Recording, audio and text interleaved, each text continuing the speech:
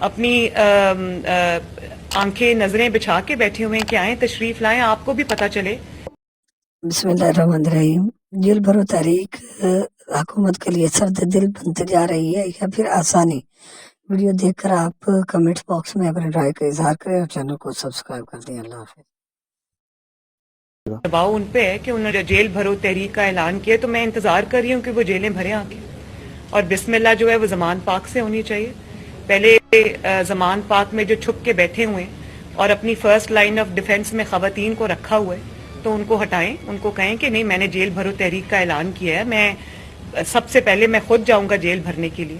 تو میں تو انتظار میں، رانا صاحب نے کہا ہے کہ ہم انتظار میں ہیں، ہم تو اپنی آنکھیں نظریں بچھا کے بیٹھے ہوئے ہیں کہ آئیں تشریف لائیں، آپ کو بھی پتہ چلے کہ جیل کیا ہوتی ہے، آپ کو بھی پتہ چلے ڈیتھ سیل کیا ہوتا ہے، آپ کو بھی پتہ چلے کہ قربانی کیا ہوتی ہے۔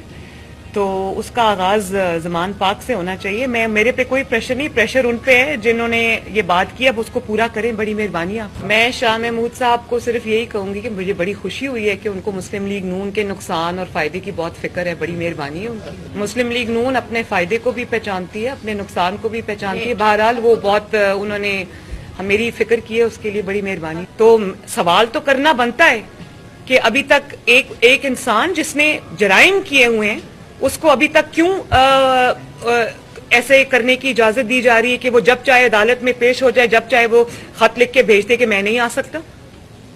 تو ایسے تو بات نہیں بنے گی نا۔ لیکن پھر بھی میں یہ سمجھتی ہوں کہ مجھے ابھی بھی یقین ہے کہ انشاءاللہ تعالی قانون اپنا راستہ لے گا، اور جو جرم انہوں نے کیے ہیں ان کی سزا ان کو بھگتنی پڑے گی، بھگتنی چاہیے، ورنہ یہ جو ون سائیڈڈ انتقام ہے نا، پھر اس کے اپنے ریپرکشنز ہوتے ہیں۔ السلام علیکم جی ناظرین، آپ نے سن لیا کہ مریم نواز صاحبہ نے کس طرح عمران خان کو یہ کہا کہ آپ جیل بھری تحریک شروع کریں، کیونکہ آپ نے جرم کیے ہیں، اس لیے آپ کو بھی جیل جانا ہوگی، کیونکہ اس سے پہلے بڑے بڑے لیڈر نواز شریف جیسے وہ بھی جیل جا چکے ہیں، تو آپ کو بھی جانا چاہیے۔